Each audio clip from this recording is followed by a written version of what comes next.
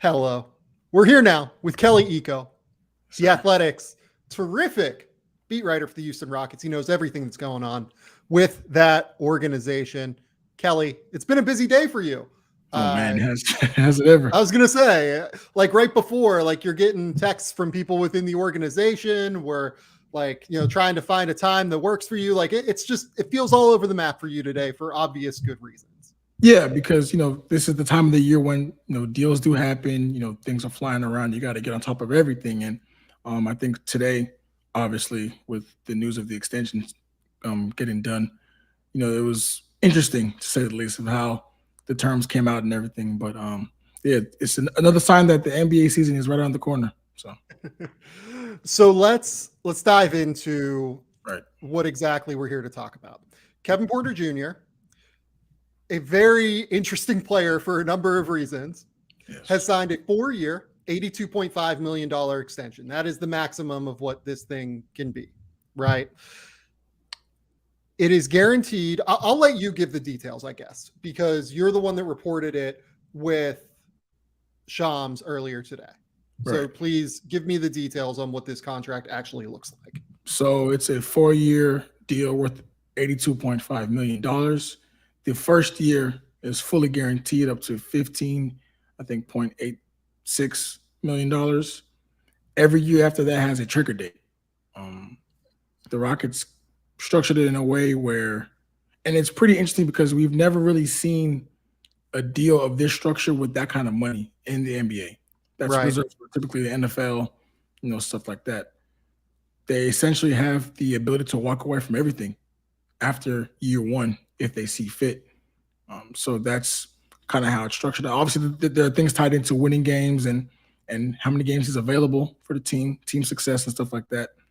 But the biggest takeaway from the deal today is year one fully guaranteed, and then after that, it's up in the air. It's something I've never seen in the NBA before. You kind of mentioned that it's more of like an NFL style contract. That's kind of the Right. exact thing that came to mind whenever I saw this deal. And it's obvious why that's the case. And I went into this on the last podcast with Adam Spinella, where we talked about the team potentially looking into extending Kevin Porter. And what I said at the time was, if I was the Rockets, I'd be trying to get him to like a 4-year, $45 million deal, something like that. And if not, I'd be willing to play this thing out long term. Essentially, because, and if I was Kevin, I wouldn't sign a 4-year, $45 million deal because I think my upside is much higher than that. And I think that there is real potential for him to exceed the value of this contract. So the fact that they've structured it this way makes sense on some level, but it also is weird to me on like many levels. We've just never seen anything like this. And it's kind of breaking my brain, which is why I needed to record part of the Wednesday podcast on Monday to just talk about this with you, because I find it so incredibly fascinating. Kelly, I'll kind of give you the floor. You've been around Kevin Porter Jr. now for 2.5 years, correct? Right.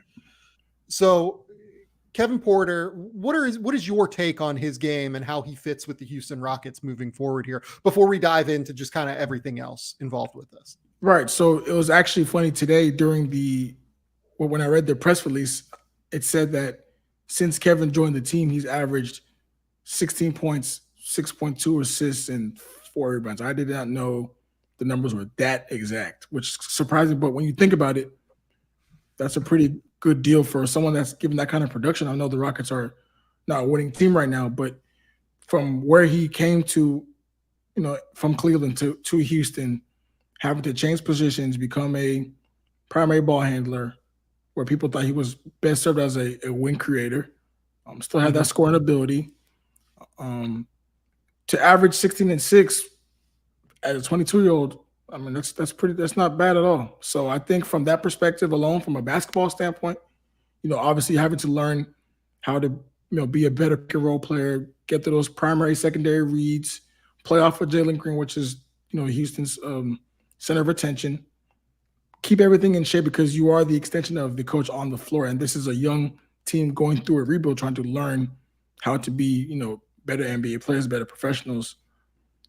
Kevin Porter, from a basketball standpoint, he's very talented, athletic, he's shifty, He's smart. I know preseason basketball isn't the greatest measure of NBA success, but he has looked pretty good, dicing Yeah. up pick and rolls, throwing lobs, making those reads, those first, second passes. He's looked pretty sharp. And I think the area where the Rockets wanted him to focus on the most, obviously his body conditioning wise, but just becoming a smarter basketball player, because everyone knows Kevin can fill up a stat sheet. But to be a point guard, it takes a different kind of discipline. And it's a hard task, and not many have shown that they could do it at this level. And you've seen guys try and fail. But for someone that young to be put in that kind of situation at this stage in the rebuild, I think he's handled it pretty well. Obviously he has room to grow. He still has to become a better defender, even though he did take strides last season. He still gambles a bit too much sometimes and can get to ticky-tack fouls. But overall, from a basketball perspective, this is a young, good NBA player, and the sky is the limit for this kid. Yeah, nobody really doubts the talent with Kevin, right? Like that's always been the number one overarching thing with Kevin. Like nobody doubts the talent. It's more like, and this even bears itself out on the court, it's more the decision making, right? It's the decision to make a gamble for a steal, the decision to, drive without a plan sometimes and set himself up for turnovers. The shot selection decisions from time to time from mid-range, right? Like there are a number of factors why there are questions here even on the court, and we'll talk about those in a second. But ultimately what the Rockets have to decide here is Kevin Porter as a fit next to Jalen Green, who is going to be a very on-ball centric two guard, I would say. Just in terms of the way that his game is developing. And next to Jalen Green, the idea for me personally is that I would want someone that is a really high level passer, really good defender who can make a spot three. And Kevin hasn't done that regularly yet, I guess is what I would say, but he has done it in flashes, and the flashes that he's shown in that respect are very, very strong. You can look at his shooting numbers last year in terms of shot types, for instance. In terms of his, I'm sorry, I'm looking at the wrong numbers for this year instead of last year in the preseason. But his numbers last year in terms of catch and shoots, I think that he was 99th percentile in the league, 98th and that was right. And that was kind of one of the overriding takeaways from the coaching staff, is that this kid is so talented on the ball, but off the ball, there's real potential to be, a quality spacer and a quality release valve, which is going to help Jalen Green even more, which is going to help Alperen Şengün even more, which is going to help Jason Tate even more. Any of their ball handlers that need to find efficient offense, Kevin Porter has shown that he can be a good catch and shoot guy. Now it's just, as you said, doing it more consistently for the course of a year, as opposed to season segments. And volume, Yeah, Kevin took 133 catch and shoot shots last year. He made them at 49.6%. That is absolutely fucking bonkers. That is an insane number. That's among the best shooters in the league number. I don't think Kevin Porter is that, but I think he can be, a 40% guy off the catch. It's just that the volume that he's taking these shots at, he's taking about 2 of them per game. When in reality, that's not a crazy number for someone who's going to be playing off of someone like a Jalen Green. He needs to be more willing to take those shots. It needs to be more willing not to just dribble the ball and put the ball on the deck. He needs to play better off the catch. He needs to make quicker decisions. He needs to make more just rapid processing decisions. When Porter has the ball in his hand, you mentioned the shiftiness. He has this incredible level of shiftiness and power. He's a strong dude. That's the thing. He's 6'6", strong as hell, but also has these very fluid hips that allow him to get around guys. He's a fascinating player on a lot of levels. He's a fascinating asset league wide. And I have no idea what to make of this contract, because so many of the things we're talking about here have been seen, the positive things we're talking about here have been seen in small sample size. We haven't really talked about the turnover issue enough. I don't think that's been the significant part of his issues at this point throughout his career. He really does get a bit over aggressive sometimes. Like there were points, especially early last year, when it felt like he and Jalen Green were figuring out. Yeah, it was averaging close to like 4 turnovers a game, 5 turnovers a game. For Kevin, it got way better throughout the course of the year as well. Yeah. After the break, I think he cut it in half. And the aggressiveness, sometimes he tried to be overzealous a bit. Sometimes throwing a flashy pass where a normal one will suffice, just trying to do too much. And it's young player, young player traits. But I think one of the good things about Steven Silas is that he has that bond with Kevin and is almost like a father figure to him in terms of being able to bring him in, reel him in, sit him down, go over film together and look at, hey, you did A, B, and C right, but clean up D and E a little bit. And you understand that each and every game as a young player, it can only get better for you. And I think after the All-Star break, we saw him, and I talked to him over the summer, and he told me that for him, the game kind of slowed down a bit, and he was able to process things faster. And that's why you see some of the cleanup, if you will, in terms of his playmaking. Now, can we see that from October to April? That's the next test for a young player. But because he's an NBA wing. Like he's in a wing's body. He's a strong athlete. He can, like, I see shifty. I think for me, it's passing too. Like it's all there. Like it's all there. There was one pass he made from, I think it was the first preseason game, from the right corner to the left corner, and Jabari Smith was like, whoa. And everyone just, because I didn't see that pass coming at all. And for him, that balance between him and Jalen Green, I compare it to what it can be or what it should be. The thing to look at would be how Chris and James were, right? So at the Rockets' best, they were able to stagger, of course, but when Chris was on the floor, he was such a great catch and shoot guy, and he was a willing catch and shoot guy. Like he allowed James to run the show and, obviously stagger the offense and take turns and everything. But if Kevin can get to that level of unleashing Jalen Green while also being a quality guy himself, now you can see what that backcourt can really be. But it's still pretty early. It's still early, yeah. And these guys haven't won a lot of games together, obviously, but there's the way that the talent meshes, you can envision it in your brain in a way that really makes sense, right?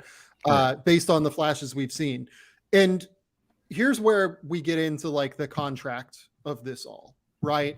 And this is where it's like breaking my brain. So I thought that like Kevin Porter, a high level deal with him would be like 4 years, 60 million. They decided to go way high on the number where it's going to be right around like 20 to 21 million in terms of average annual value and be able to get out of the contract for a player that I think we don't doubt the talent on necessarily, as we've kind of discussed. It is something that is a structure that makes sense because either you don't buy the human being involved anymore and you want to get out of it, or you do, and there's like no circumstance where he's not worth this contract talent wise. Right. Having said that, like this isn't really getting him at a discount either necessarily. No, it's just really not. Yeah, and like, I think they're paying full price, even though they have the ability to get out of it, which is fascinating. Like in another respect, it's almost like dipping your toe in the water. Like you. Yeah. The Rockets, they love Kevin enough to give him that kind of money, but it's conditional, right? Like you have to show that you are, able to sustain that level of play for one, hold yourself accountable on and off the floor, show a level of maturity. You are essentially the leader of this team in terms of being the point guard. I know Kevin oftentimes calls it as the head of the snake because as the point guard, you are the extension of Steven Silas on the floor. You have to get those guys in order. You have to get everything arranged. The best point guards are natural leaders, right? Like Jason Kidd, Chris Paul, Steve Nash. If you want to consider yourself among those names, those greats, even as a 22-year-old, that might be a lofty goal, but you have to show from day one that you're willing to put in the work. And credit to Kevin, he has said that, the Rockets kind of changed his life. Like they saved his NBA career because remember, he was on the way out of Cleveland. We didn't know what was going to happen. Like it was such a tumultuous exit that he needed a restart, a clean break, a home that would embrace him, embrace his faults, and nurture him. I think in Houston, getting able to work with John Lucas every day, getting able to work with Steven Silas every day, being around guys like Eric Gordon, now Boban, I think you're able to be in a wholesome environment where he didn't have that, coming up in the NBA, and that's kind of underrated for a young guy's development, especially one that's been through what he's been through in his life. So I think it's Yeah, good. yeah. It's good for him to go through all that right now. Yeah, and I think that like that's where we kind of jump into why they're structuring this contract this way. Like I've Right. done a lot of background into Kevin in terms of like when he was in the draft and everything. And Right. the thing that people tell me is just like very immature because like he just didn't have those figures in his life, like early on in his life to like teach him maturity. Right. Like his father passed when he was very, very young.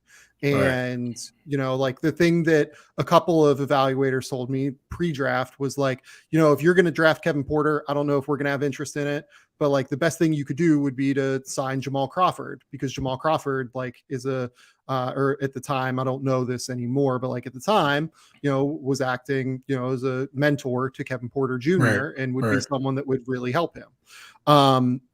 Having those figures around, like a John Lucas, who he got into a significant verbal altercation with in January of this year, having someone like Steven Silas around, that's the kind of infrastructure you have to make it work with Kevin Porter. It seems like Cleveland more bought into the talent, but didn't necessarily want to like invest the resources maybe that it would take because they were on a bit of a different pathway. Houston is building very, very slowly and has the resources where they can invest it. It's hard, right? Like all of this is very hard to discuss from like the 1,000-foot view, right? Yeah, and I think when you dive into, Kevin and who he is as a person, you kind of see why he needed that nurturing and why he needed that care. And a lot of times, when we evaluate basketball players, we kind of overlook that part because X's and O's consume so much of our lives. But these guys are humans too, and people go through stuff, and that affects how they can go about their jobs. And if proper care is not taken, things can spiral out of control, and that's of what we've seen in the past. Obviously the incident in January was something was pretty abnormal. That kind of verbal disagreement, and then having to be suspended and stuff like that. He's young, he's going to make mistakes. He's owned up to it, which is a good thing for him. And it seems that the Rockets have moved forward with him, and clearly they're backing him to be a success, even though they're still going to maintain flexibility because at the end of the day, this is a business. You don't want to, wholeheartedly put your heart into something that you still need to see, things be corrected and fixed. But I think the deal for Kevin, it's a sign of good faith, coming from where he did, being traded for a second-round pick to getting $16 million guaranteed is something to be proud of. And he can easily get the rest of those things guaranteed if he just, goes according to plan. So it's not like they're these unattainable goals, like these lofty aspirations. He can actually get all that money if he just puts his head down, follows the course and leads this team. Yeah. And, at the end of the day, I ended up ranking Kevin, I think 13th or 14th on my board. Like what I was kind of told basically made me believe definitely like not a bad person.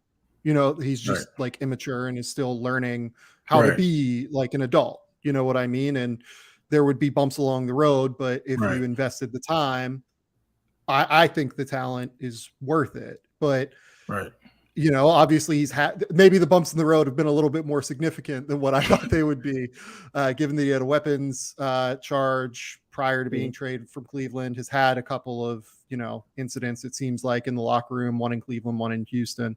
But,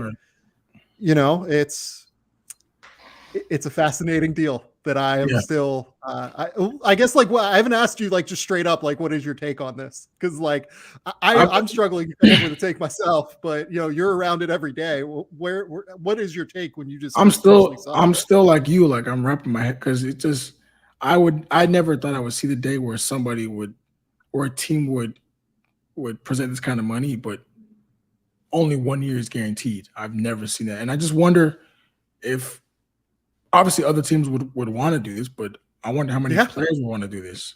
The only other guy I could think of that this might apply to is maybe Christian Wood. And it's funny there was in the or same Kyrie, to be or honest. Kyrie Yeah, or guys along that nature.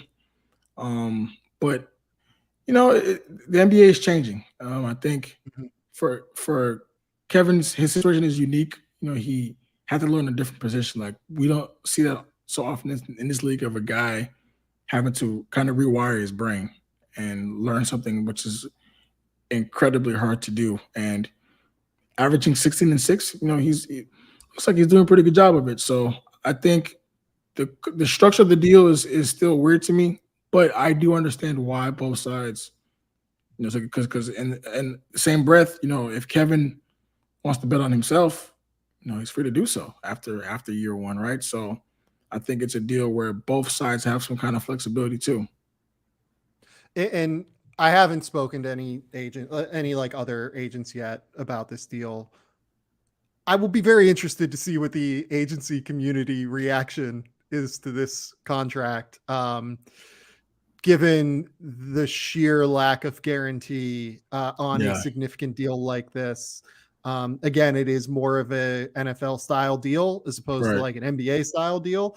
right. Does this kind of deal open the The door floodgates, just like yeah, slightly, even just like slightly ajar in negotiations for teams where they're like, maybe we'll guarantee 75% of a deal for this star in years right. 3 and 4, as opposed to, and then like, does it continue to go down that road? Kevin might be such a weird situation that it doesn't go there, but this is the kind of deal that is structured so strangely that it could have long-term ramifications, which is Right. like just another fascinating angle to it in an already Yeah, because and then you fascinating look at deal. Houston's cap situation next summer and the years after that, and the possibilities are really endless with this kind of deal because they could go in any direction after year one, honestly speaking. Yeah.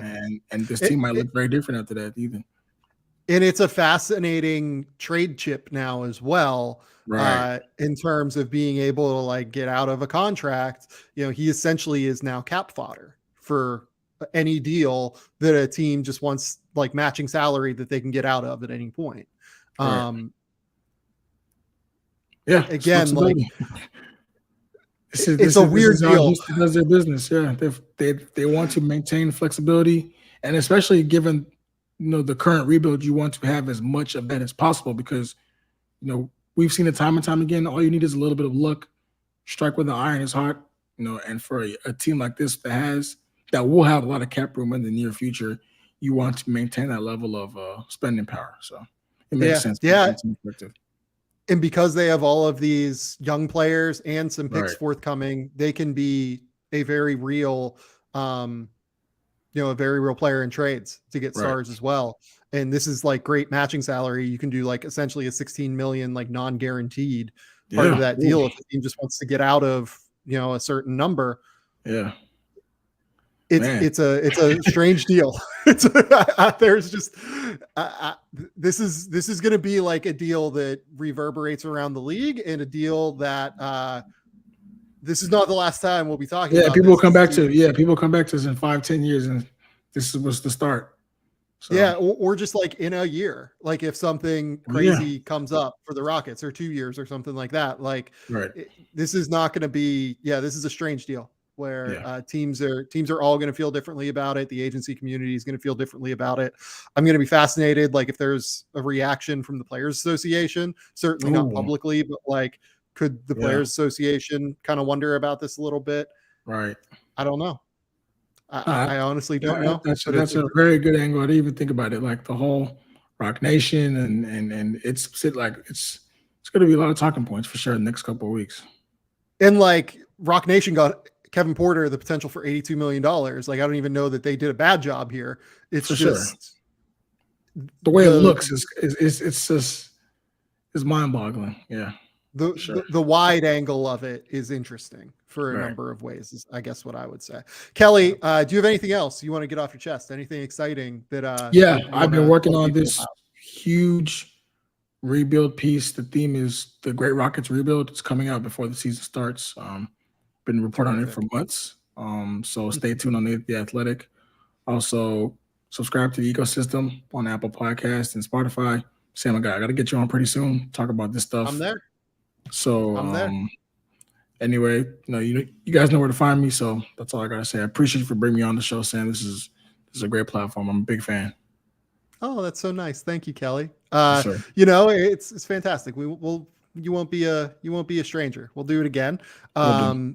I don't know if this is going to be a middle section of a podcast. I don't know if this is going to be the end of a podcast, but if the podcast just ends abruptly, know that I just had to talk about this deal with Kelly and needed to figure it out.